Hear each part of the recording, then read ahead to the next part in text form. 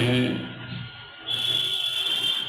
श्रीमद् भगवद गीता के 16वें अध्याय में देवी संपत्ति की। और कल जो श्लोक थे उन श्लोकों में जो चर्चा की गई उसमें जो श्लोक नंबर 2 है उसके आखिरी जो कुछ लक्षण हैं उन लक्षणों को लेकर अभी हमने और चर्चा करनी है, उसी को हम आगे बढ़ा रहे हैं। ये दूसरा श्लोक है, अहिंसा सत्यम क्रोधः त्यागः शांति अपैशुनम दया भूतेष्वलोलुप्त्वं मार्दवम ह्रीर्चापलम। इसमें जो वैसे तो हम बहुत सारी चीजें, लेकिन इसमें एक जो शब्द था वो था अपैशुनम। अपैशुनम का होता है परनिंदा, जिसको हमने बड़ी सिंपल सरल भाषा में, परनिंदा का मतलब होता है जब आप दूसरे व्यक्ति की बुराइयों को देखते हैं। और जब आप दूसरे व्यक्ति की बुराइयों को देखते हैं तो उसका सीधा सा संकेत ये होता है कि आप ये चाहते हैं या आप कहीं ना कहीं मन में इस भाव को रखते हैं कि आप सही हैं। दूसरे व्यक्ति की जब आप बुराई करते हैं तो आप अपने आप को सही मान कर करते हैं। और ये जो अपने आप को पूरी तरह से सही मानना है, अध्यात्म की दृष्टि से या साधना की दृष्टि से, ये एक तरह से जो असलियत है उस असलियत से दूर जाना है। क्योंकि कोई भी व्यक्ति ऐसा नहीं है जिसमें साधना की स्थिति में जो है वो खामी ना हो, कमी ना हो। लेकिन हम अक्सर, यहाँ मनुष्य की बात तो छोड़ दीजिए, हम लोग जो देवता हैं या हमारे जो आदर्श पुरुष हैं उनकी भी हम लोग निंदा शुरू कर देते हैं। और उस निंदा के पीछे मकसद होता है एक ही बात का कि हम ठीक हैं। इसका मतलब अहंकार जो है उसको हम पुष्ट करने के लिए ही दूसरों की निंदा करते हैं। तो ये एक बिल्कुल नई बात यहाँ पर आपको मिली थी। इसमें जो ये श्लोक है 2 नंबर, अपैशुनम। अब उसके बाद में आता है लोलुप्तम तक की हमने बात की थी। दया भूतेषु अलोलुप्तम, प्रत्येक प्राणी के प्रति आपके भीतर दया का भाव हो। और अलोलुप्तम अर्थात आप में लोभ की प्रवृत्ति न हो। इस सिलसिले में या इस संदर्भ में हमने श्रीमद् भगवद गीता के जो स्थित प्रज्ञ में 2 जो श्लोक हैं उन दोनों श्लोकों की चर्चा आपके समक्ष की थी। अलोलुप्तम का अर्थ क्या होता है? ये भाव हम में कब आता है? जब हम इस बात को समझ लेते हैं कि ये जो विषय हैं या वस्तुएं हैं, इससे हमको सुख प्राप्त होने वाला नहीं है, इसमें सुख नहीं है। आप काफ़ी कुछ ऐसे समझ लीजिए जैसे कि यदि आप रेगिस्तान में जा रहे हैं, ये उदाहरण मैं कई बार आपके समक्ष रख चुका हूँ। आप रेगिस्तान में जा रहे हैं और रेगिस्तान में जाते समय आपको प्यास लगी हुई है, आप अतृप्त हैं, और वो जो प्यास लगी है उस प्यास के कारण आपको कहीं थोड़ी सी दूरी के ऊपर जल दिखाई दिया, पानी दिखाई दिया, और आप दौड़कर वहाँ पर पहुँचे। प्रयास आपने किया और आप वहाँ पर पहुँचे, लेकिन जब आप वहाँ पर पहुँचे, जब तक आप पहुँचते नहीं हैं तब तक आपको वहाँ पर क्या दिखाई देता है? तब तक आपको वहाँ पर जल दिखाई देता है। लेकिन जैसे ही आप उस स्थल पर पहुँच जाते हैं, उस स्थान पर पहुँच जाते हैं, जल जो है वो लुप्त हो जाता है। वो जो आपको पहले एक बहुत बड़ी पानी का एक संग्रह दिखाई दे रहा था, सरोवर दिखाई दे रहा था, और आपको ऐसा लग रहा था कि वहाँ पर पहुँच के मैं अपनी जो अतृप्ति है उसको समाप्त कर लूँगा, अर्थात मैं तृप्त हो जाऊँगा। जब आप वहाँ पर पहुँचते हैं तो वो जो चीज़ है वो गायब हो जाती है, दूर हो जाती है आपका। लेकिन तब भी आप उसको भ्रम नहीं मानते। देखिए, कुछ क्षण के लिए हमको लगता है हमसे गलती हुई, लेकिन अंदर कहीं ना कहीं कंटिन्यू उसको हम उस रूप में स्वीकार नहीं कर रहे हैं। हम क्या करते हैं, फिर नज़र उठाकर देखते हैं, और जब फिर नज़र उठाकर देखते हैं, फिर हमको दूसरी जगह पर उसी रेगिस्तान में हमको फिर से पानी दिखाई देता है। उसका कारण क्या है कि हमने भ्रांति के स्वरूप को नहीं समझा है। वो जो जिसको हम अध्यास बोलते हैं, अध्यास को, भ्रांति को, इल्यूजन को हमने समझा नहीं है। उसका जो नियम है वो हमने जाना नहीं है। इसी का परिणाम क्या होता है, कहते हैं इसी का परिणाम ये होता है कि एक जगह से दूसरी जगह, दूसरी जगह से तीसरी जगह हम सेम प्रोसेस में चलते रहते हैं। हम अतृप्त होते हैं, वहाँ पर पहुँचते हैं, लगता है हमको कि वहाँ पहुँच जाएंगे तो तृप्ति प्राप्त होगी, लेकिन तृप्ति होती नहीं है। ये जो एक धारणा है, ये कब टूटती है, जब कोई व्यक्ति आपको आकर कहता है कि अरे भाई पानी कहाँ ढूंढ रहे हो, पानी जो है, जल कहाँ पर ढूंढ रहे हो, रेगिस्तान में जल ढूंढ रहे हो। भाई, रेगिस्तान में जल मिलने वाला नहीं है। यहाँ पर तो आपको क्या मिलेगा, तो कहते हैं यहाँ पर तो आपको जल सा मिलेगा, जल सा मिलेगा। आपको ऐसा लगेगा कि वहाँ पर जल है, लेकिन वास्तव में वहाँ पर जल नहीं होगा। अच्छा, एक चीज आप और देखेंगे कि जिस समय आप किसी आशा से भाग कर जाते हैं, किसी उम्मीद से भाग कर जाते हैं, है ना, और जब आप वहाँ पर पहुँचते हैं और आपकी वो उम्मीद पूरी नहीं होती है, तो बिल्कुल उल्टा उल्टा परिणाम होता है। अगर आपको वहाँ पर सच में जल मिल जाता तो आपको तृप्ति मिलती, लेकिन आपको जो जल वहाँ पर नहीं मिला, आपको थकान भी हुई, और आप जब वहाँ पर पहुँचे तो आपकी जो अतृप्ति है वो और बढ़ गई, आपकी अतृप्ति और बढ़ गई। हम ये भी कह सकते हैं कि आपके शरीर में आपने जो क्रिया की, आपने जो दौड़ भाग की, आप जो गर्मी में वहाँ तक पहुँचे, तो आपके शरीर में जो पानी की मात्रा थी वो और भी कम हो गई, और जब और कम हो गई तो आपका इल्यूजन जो है वो बढ़ता चला जाता है। आप सभी जानते हैं कि जब शरीर में पानी की मात्रा कम हो जाती है तो आपको बहुत सारी चीज़ें उल्टी पुल्टी दिखाई देनी शुरू हो जाती है। आपकी जो दृष्टि है उस दृष्टि के सामने अंधकार आ जाता है, अंधेरा आ जाता है, आप मूर्छा की स्थिति में पहुंच जाते हैं। कहते हैं बिल्कुल यही स्थिति यहाँ पर है। अलोलुप्तम का अर्थ क्या है, जब लोभ की प्रवृत्ति, लोभ की प्रवृत्ति का मतलब उसके जो मूल में है वो ये है कि आपको एक वस्तु मिल गई, आपको एक वस्तु मिल गई। मिल गई का मतलब क्या है, बिल्कुल आप ऐसे ही समझिए जैसे कि दूर जो वह जल दिखाई दे रहा था, आप जल तक पहुंच गए,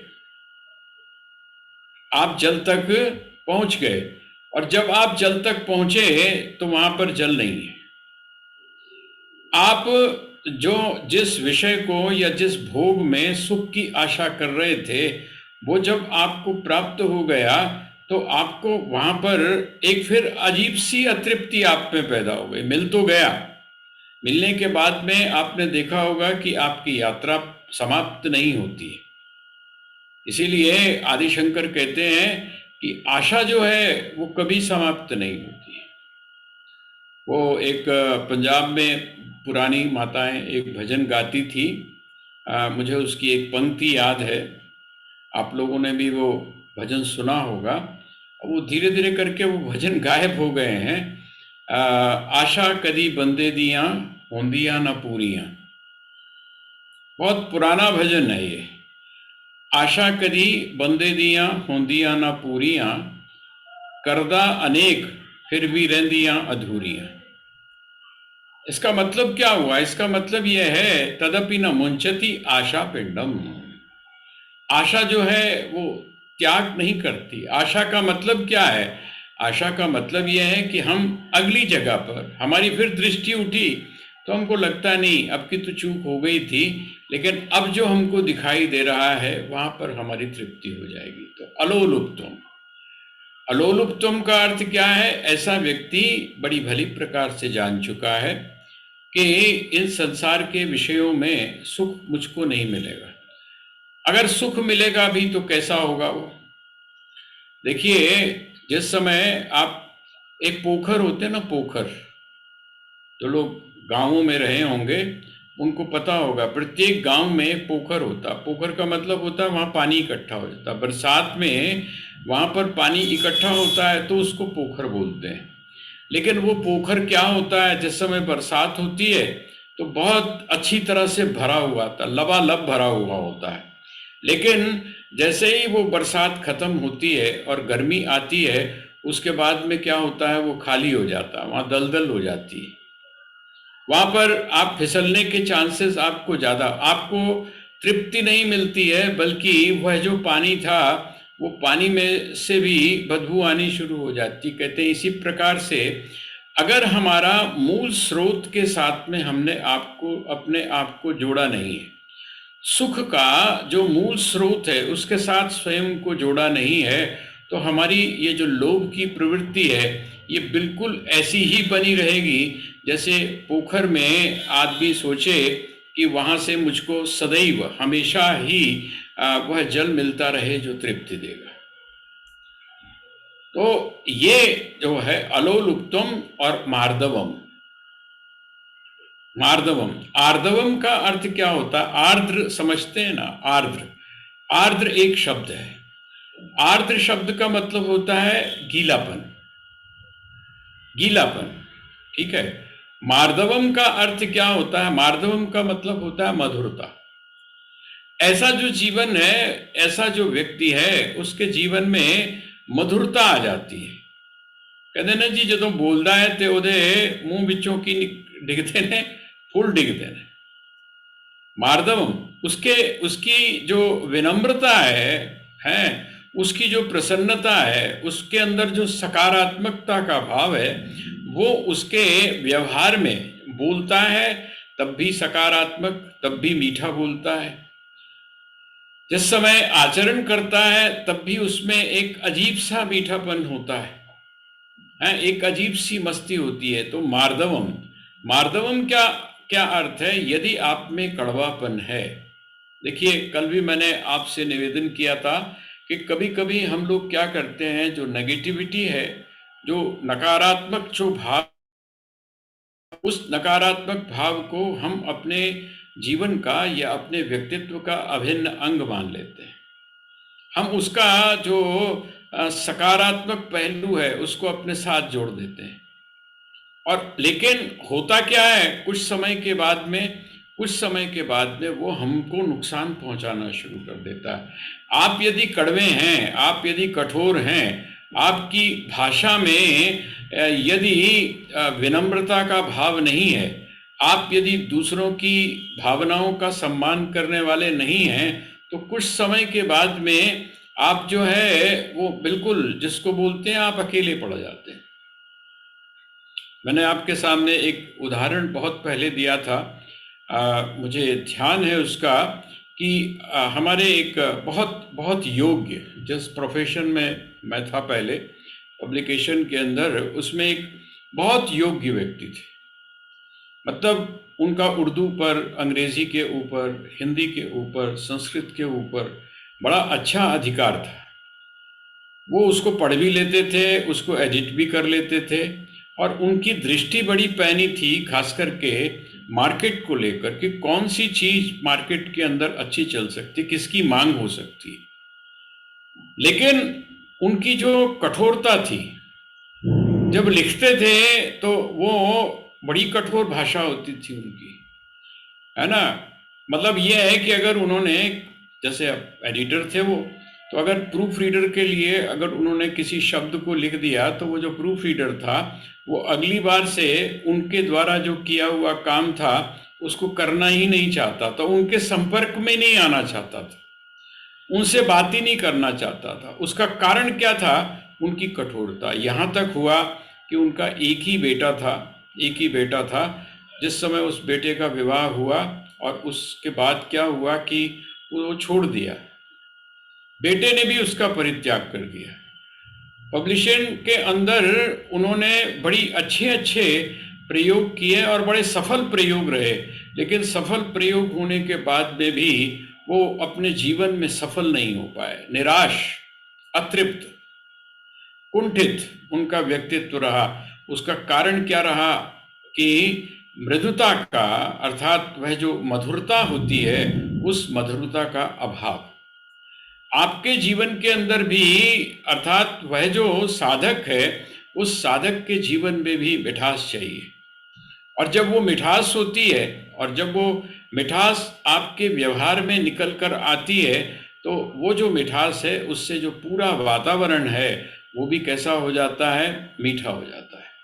तो ये दैवी संपत्ति है।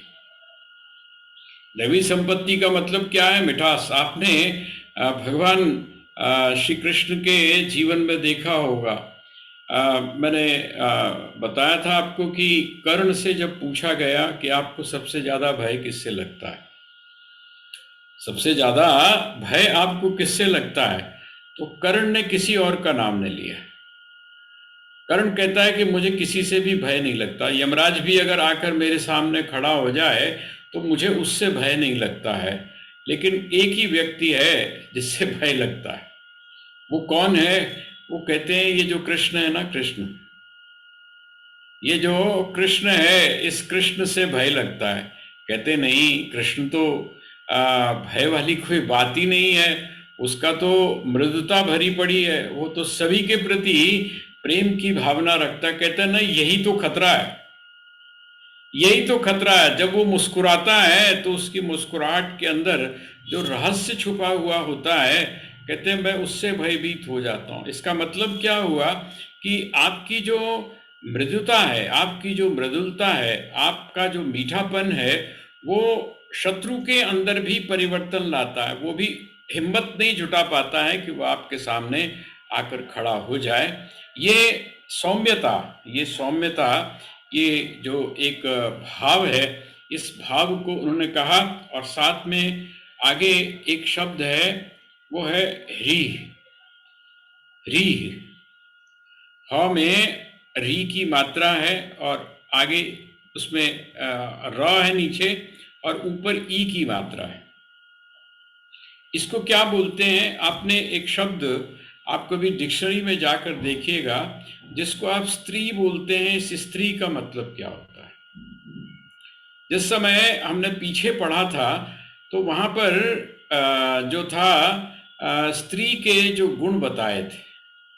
पुरुष के बहुत सारे गुणों को ही चर्चा की थी, लेकिन जो स्त्री थी और स्त्री में जो विभूतियां बताई गई थी, भगवान ने 10वें अध्याय में कहा था कि मैं इसमें ये हूँ, इसमें ये हूँ, इसमें ये हूँ।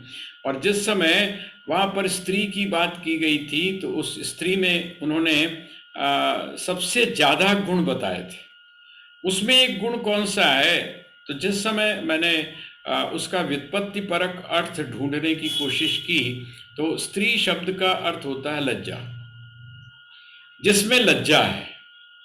अब देखिए, ये जो लज्जा शब्द है ना, इस लज्जा शब्द को आजकल तो आप देख ही रहे हैं, आजकल तो चारों तरफ इसी को लेकर बड़ा हंगामा हो रखा है। चारों तरफ लोगों ने इस चीज को अपने अपने तरीके से डिफाइन किया है।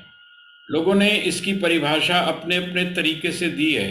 लोगों ने लज्जा का अर्थ क्या समझा है? लोगों ने लज्जा का अर्थ उसी प्रकार से समझा है जिसको हम एक गुलामी की बात बोलते हैं। लेकिन लज्जा का अर्थ क्या है? लज्जा का अर्थ बिल्कुल इससे विपरीत है, जिसको हम बोलते हैं क्या, बड़ों के प्रति सम्मान की भावना। लज्जा का अर्थ क्या है? आप अपने आप को सिकोड़ लें। सिकोड़ने का अर्थ क्या है? आपके द्वारा किसी भी प्रकार से ऐसा कोई कार्य ना हो जो कि दूसरे व्यक्ति के जो भीतर किसी भी प्रकार की दुर्भावना को पैदा करने वाला हो।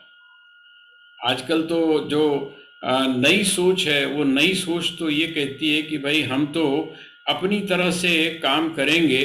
आपका आप जो है वो आपके ऊपर डिपेंड करता है, आपके ऊपर डिपेंड। हम तो जो मर्जी पहनेंगे, जो मर्जी खाएंगे, जो मर्जी पिएंगे, ये तो आपकी इंडिविजुअल वो है। लेकिन जिस समय आप सोशल इंटरेक्शन को लेकर चलते हैं, सामाजिक जो अंतर क्रिया है उसको जब आप लेकर चलते हैं, तो मैं आपको एक छोटा सा एग्जाम्पल देना चाहता हूँ।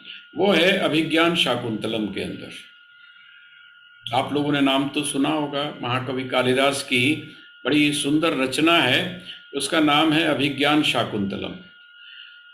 उस अभिज्ञान शाकुंतलम में एक जगह पर एक बात आई है, और वो बात क्या है, कहते हैं कि जिस समय महाराज दुष्यंत जो है वो महर्षि कर्ण के आश्रम के पास पहुंचे, और जब आश्रम के पास पहुंचे तो उनका मन किया कि अब जब यहाँ पर मैं आ ही गया हूँ, गए तो आखेट के लिए थे, गए तो आखेट के लिए थे, शिकार के लिए गए थे, लेकिन उन्होंने कहा कि जब अब ये स्थान आ ही गया है तो ऐसे में जो ऋषि हैं उन ऋषियों के दर्शन भी करने चाहिए। और ऋषियों के दर्शन क्यों करने चाहिए, ताकि इस बात का पता चले कि ये जो ऋषि परंपरा है, जिसको आप ऋषिकुल या गुरुकुल की परंपरा बोलते थे, कहते इसमें किसी भी तरह का कोई व्यवधान तो नहीं हो रहा है। ये जो आजकल एक है ना कि ऐसी जो संस्थाएं हैं उन संस्थाओं को कर से मुक्त कर दिया जाए, कर से मुक्त किया जाए। वहां पर बड़ा अच्छा एक कंसेप्ट है। वो कंसेप्ट क्या है, वो कहते हैं कि जिस तरह से एक धनिक व्यक्ति जिस समय धन को कमाता है, धन को कमाता है, तो वो कर के रूप में अलग अलग समय पर आता है। कुछ जगह पर 10% होता था, कुछ जगह पर 7% होता था, लेकिन अभिज्ञान शाकुंतलम में आता है कि 7% जो है अपनी कमाई का अंश। वहाँ पर स्लैब नहीं था, जैसे आजकल इनकम टैक्स का स्लैब है ना, ऐसा स्लैब नहीं था वहाँ। उसमें ये था कि आप जो भी कुछ कमा रहे हैं है ना, उसका 7% जो है वो राज्य को कर के रूप में आपने देना है।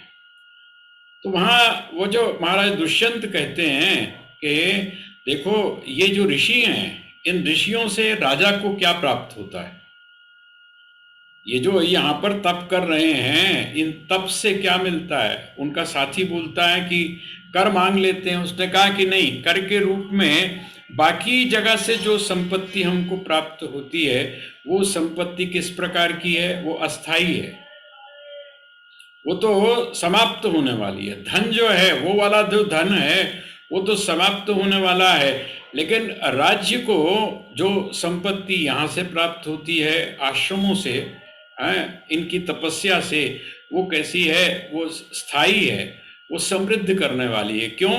क्योंकि ये जो भी तप करते हैं उसका 7% जो है वो किसको मिलता है, राजा को मिलता है। राजा को मिलने का मतलब क्या हुआ, उसका जो लाभ है वो समस्त राज्य को होता है। बड़े अच्छे कंसेप्ट हैं हमारी संस्कृति के अंदर। अब जिस समय महाराज दुष्यंत वहां पर गए तो उन्होंने क्या किया, अपनी जितने भी राजसी चीजें थी, मुकुट था और जो भी स्वर्ण के आभूषण थे, वो सारे के सारे उतार कर उन्होंने अपने सारथी को दे दिए। और क्यों सारथी को दे दिए, इसलिए सारथी को दे दिए, हमने जिस समय हम लोग पढ़ रहे थे तो हमारे आचार्य ने बड़ी अच्छी बात संकेत के रूप में बताई।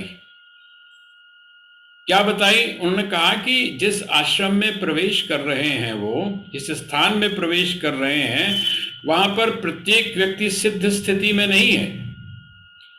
वहां पर प्रत्येक व्यक्ति जो है वो साधक के रूप में भी है, और कुछ ऐसे भी हो सकते हैं जो अभी बहुत कच्चे हैं, जिनमें अभी संसार के भोगों के प्रति, संसार के ये जितनी भी चीजें हैं उनके प्रति आकर्षण बना हुआ है। तो कोई भी ऐसी वस्तु वहां पर पहनकर न जाई जाए, कोई भी ऐसी चीज वहां पर लेकर न जाई जाए जो कि उन तपस्वियों के तप को भंग कर दे।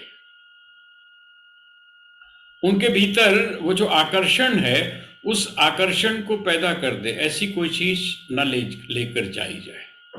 तो ये हमारे यहाँ की एक परंपरा थी। ह्री का मतलब क्या है? लज्जा। लज्जा का अर्थ क्या है? लज्जा का अर्थ आपका व्यक्तिगत जो व्यक्तित्व है वो तो है ही, लेकिन लज्जा का एक अर्थ ये है कि आपके द्वारा किसी भी प्रकार का ऐसा कर्म ना हो, है ना, ताकि आप दूसरे व्यक्ति को उससे नुकसान, दूसरे व्यक्ति का जो चरित्र है, दूसरे व्यक्ति की जो मॉरलिटी है, दूसरे व्यक्ति को डिगने का अवसर प्राप्त हो सके। क्योंकि प्रत्येक व्यक्ति, आप ऐसा मत समझिए, और ये जो भी कुछ समाज के अंदर आजकल हो रहा है उसमें बहुत बड़ी भूमिका इस सोच की भी है। मतलब जिस जो एक्सट्रीम है वो भी नहीं होना चाहिए, लेकिन